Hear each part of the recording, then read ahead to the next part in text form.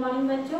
आज हम लोग इतिहास में अध्याय 3 अंग्रेजी शासन का भारतीय जनजीवन पर प्रभाव, इसका आगे का पढ़ेंगे। इसके पहले क्लास में हम लोग पढ़े थे रैयतवाड़ी व्यवस्था, महलवाड़ी व्यवस्था, छत्तीसगढ़ में लगान व्यवस्था, दस्तकारी एवं शिल्प पर प्रभाव। इसको हम पढ़े थे जिसमें हम लोग जाने थे कि अंग्रेजी शासन जो थी वो किस प्रकार की नीतियां जो है लागू कर रही थी जिससे किसानों का शोषण ना हो। इसके बावजूद किसानों का शोषण होता जा रहा था।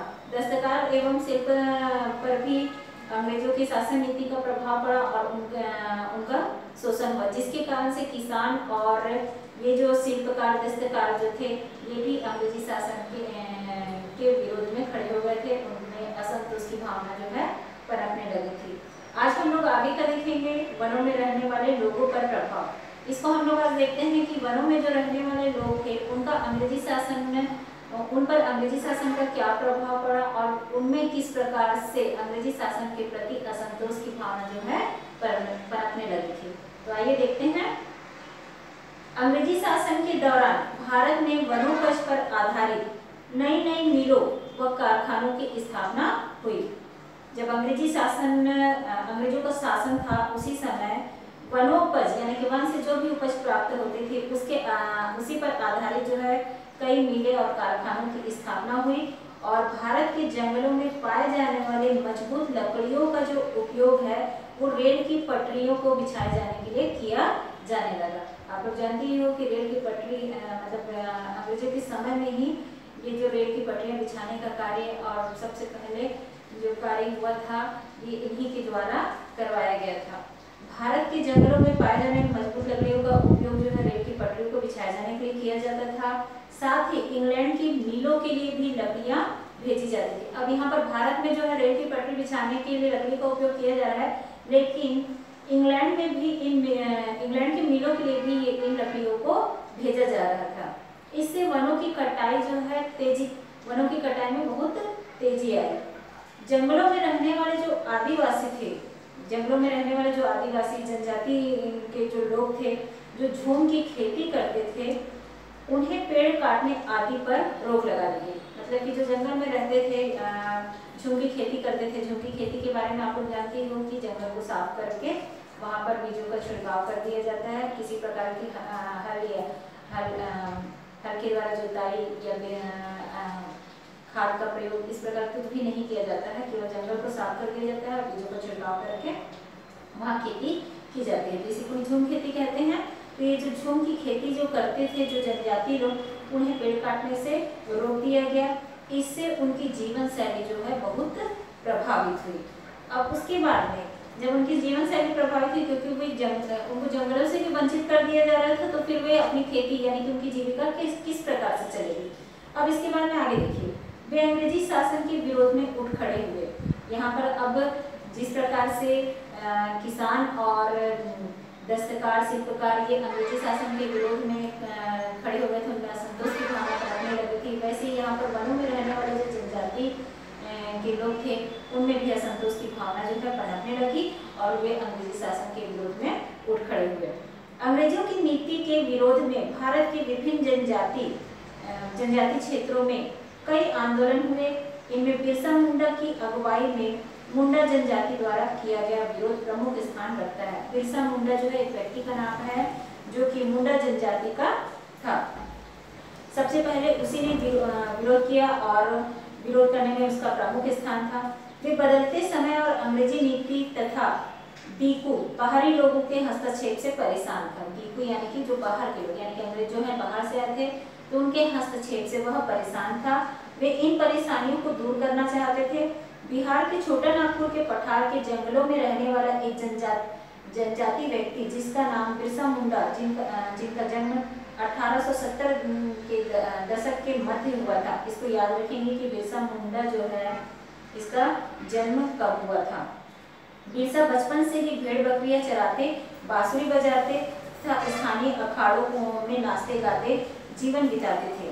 अब देखिए यहाँ पर बिरसा का परिचय दे दिया गया है बिरसा मुंडा का, जो कि मुंडा जनजाति का ही था और उसका परिचय भी दे दिया गया है कि वो कहाँ का था और क्या कार्य करता था। अब बिरसा मुंडा आंदोलन, जो बिरसा मुंडा यानी कि मुंडा जनजाति में सर्वप्रथम विरोध जो किया था वो था बिरसा, और उसने किस प्रकार से आंदोलन किया उसको हम लोग देखते हैं। बिरसा का आंदोलन जनजाति समाज को सुधारने का आंदोलन था। ये जो बिरसा था अपनी जनजाति यानी कि जितने भी जनजाति के लोग हैं यानी कि छोटी जाति के लोग हैं उनमें सुधार करने के लिए आंदोलन था। उन्होंने मुंडाओं से आह्वान किया यानी कि अपनी जाति के लोगों से आह्वान किया कि वे शराब पीना छोड़ दें, गांव को साफ सुथरा रखें और डायन व जादू टोने में विश्वास ना करें। जो अंधविश्वास रखते हैं उसमें विश्वास ना करें। यहाँ ध्यान देने वाली बात यह है कि बिरसा ने मिशनरियों और हिंदू जमींदारों का भी लगातार विरोध किया। यहाँ पर जो बिरसा मुंडा जो था उसने क्या किया, मिशनरियों और हिंदू जमींदारों का भी विरोध किया। वह उन्हें बाहर का मानते थे जो मुंडा जीवन शैली को नष्ट कर रहे थे। जो कोई भी मुंडा जीवन शैली को नष्ट कर रहा था उसे वे बाहर का मानते थे। अंग्रेजों को बिरसा आंदोलन के राजनीतिक उद्देश्यों में बहुत अधिक परेशानी थी। अंग्रेज जो थे, जो बिरसा मुंडा आंदोलन हो रहा था जिसके कारण से अंग्रेजों के जो राजनीतिक उद्देश्य थे उसमें उनको बहुत ज्यादा परेशानी हो रही थी। यह आंदोलन मिशनरियों, महाजनों, हिंदू भूस्वामियों और सरकार को बाहर निकालकर बिरसा के नेतृत्व में मुंडा राज स्थापित करना चाहता था। इन सबको ये बाहर निकाल देना चाहते थे और उसके नेतृत्व में बिरसा यानी कि बिरसा जो जिस जनजाति का व्यक्ति था बिरसा, उसके नेतृत्व में मुंडा राज स्थापित करना चाहता था। यह आंदोलन इन्हीं ताकतों को मुंडाओं की समस्याओं व कष्टों का प्रमुख कारण मानता था। अंग्रेजों की कूटनीतियां उनकी परंपरागत भूमि व्यवस्था को नष्ट कर रही थी। अंग्रेजों की जो कूटनीति थी उनकी परंपरागत भूमि और उनकी व्यवस्था जो थी उसको नष्ट कर रही थी। हिंदू भूस्वामी और महाजन उनकी जमीन को छीनते जा रहे थे और मिशनरी उनकी परंपरागत संस्कृति की आलोचना करते थे। यानी कि अंग्रेज जो थे, अंग्रेजों की जो मतलब अंग्रेजी सरकार जो थी उनकी जो मिशनरी थी वे क्या करते थे, इनकी परंपरागत जो संस्कृति थी यानी कि जनजाति लोगों की जो संस्कृति थी उनकी आलोचना करते थे। और जो हिंदू भूस्वामी थे वो क्या कर रहे थे, इनकी जमीन को छीनते जा रहे थे। जब आंदोलन फैलने लगा तो अंग्रेजों ने कठिन कार्यवाही का फैसला किया। यानी कि ये जो मुंडाओं का जनजाति लोगों का आंदोलन जो है धीरे धीरे करके विकसित होने लगा, बड़े क्षेत्र बड़े भूभाग में होने लगा, सभी जनजाति लोग एकजुट होने लगे। तब फिर अंग्रेजों ने कठिन कार्यवाही करने का फैसला किया। उन्होंने 1895 में बिरसा को गिरफ्तार किया, बिरसा को गिरफ्तार कर लिया और दंगे फसाद के आरोप में 2 साल की सजा सुनाई। सन 1897 में जेल से छूटने के बाद बिरसा समर्थन जुटाने गांव-गांव घूमने लगा। अब बिरसा क्या करे, जैसे ही जेल से छूटता है तो वह लोगों को का समर्थन जुटाने के लिए गांव-गांव घूमने लगता है और उन्होंने लोगों को उकसाने के लिए परंपरागत प्रतीकों और भाषा का इस्तेमाल किया। जो उनकी परंपरागत भाषा और प्रतीक थी उसका इस्तेमाल करके लोगों को उकसाने का कार्य किया। सन 1900 में बिरसा की मृत्यु हो गई और आंदोलन धीमा पड़ गया। 1900 में बिरसा की मृत्यु हो गई और जो आंदोलन को आगे लेकर के चल रहा था उसी की ही अब मृत्यु हो गई, इसलिए आंदोलन जो है धीमा पड़ गया। यह आंदोलन 2 मायनों में महत्वपूर्ण था। पहला, इसने औपनिवेशिक सरकार को ऐसे नियम लागू करने के लिए मजबूर कर दिया, जो सरकार थी उसको ऐसे नियम लागू करने के लिए मजबूर कर दिया जिनके जरिए दीकू लोग आदिवासियों की जमीन पर आसानी से कब्जा ना कर सके। दूसरा, मतलब यहाँ पर ये जो आंदोलन हुआ था इसी के कारण से क्या हुआ कि सरकार को ऐसे नियम बनाने पड़े जिसके कारण से आदिवासियों की जो जमीनें हैं वो आसानी से कोई भी कब्जा नहीं कर सकता था। और दूसरा क्या बता रहा है, दूसरा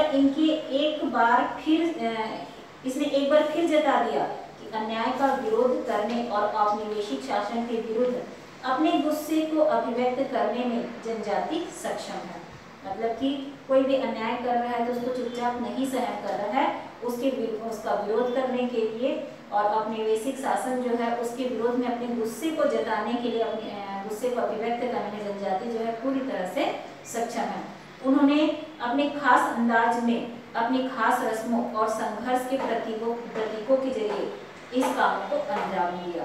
अब यहाँ पर मैंने ये जो टॉपिक यहाँ पर बिरसा मुंडा आंदोलन का बताया है, इसको मैं यहाँ से समाप्त करती हूँ। लेकिन इससे संबंधित जितने भी आदिवासी थे, यानी कि जितने भी जनजाति लोग थे, उनका विद्रोह किस प्रकार से हुआ, इसको हम लोग आगे के क्लास में पढ़ेंगे।